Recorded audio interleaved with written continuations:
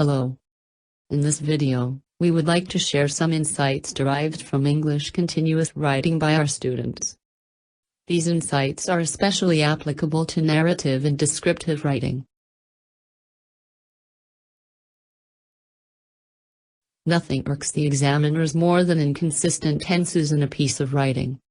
One moment, the character is in the present. In the next sentence, he has somehow been transported back to the past. To avoid this sort of issue, decide right from the planning stage whether you want to write in the past or the present tense. If you want to mix them up due to the nature of your narrative. For example, the character is reminiscing about the past. Be extra careful that you are using the right tenses.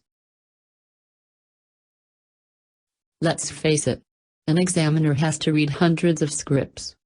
He is after all human and would like nothing more than to see refreshing ideas and variations in writing style.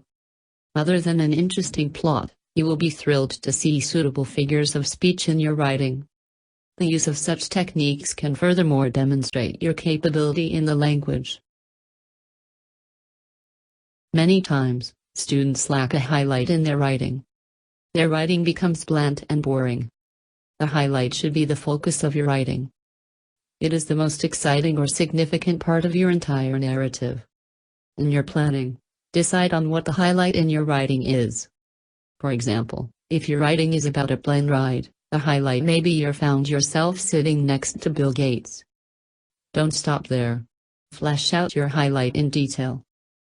Continuing from the above example, you started a conversation with Bill Gates and it ended with him extending an invitation to join his elite team of programmers. Refrain from having more than one highlight. This will usually dilute the impact of your writing and make it weaker instead. I cannot emphasize enough that the examiner wishes to be entertained by your writing.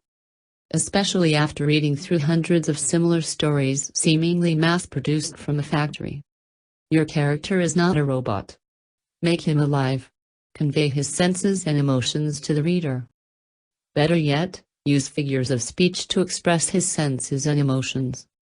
For example, if you wrote, "The airplane broke apart in midair," versus writing, "The cabin wall tore apart in a sickening shriek of metal as icy cold winds rushed in to fill the space." We humans have a tendency to use our imagination as we read. Stimulate this imagination through your writing. You may have missed out some loose ends in your planning. This is why you need to reread your writing not just to correct for grammar and spelling but also to tie up those loose ends. For example, you may have written about your boss coming along for the plane ride. Did you mention what happened to him in the end? Or was he lost in the myriad of details in your writing? We hope that you have benefited from the above insights. Thank you.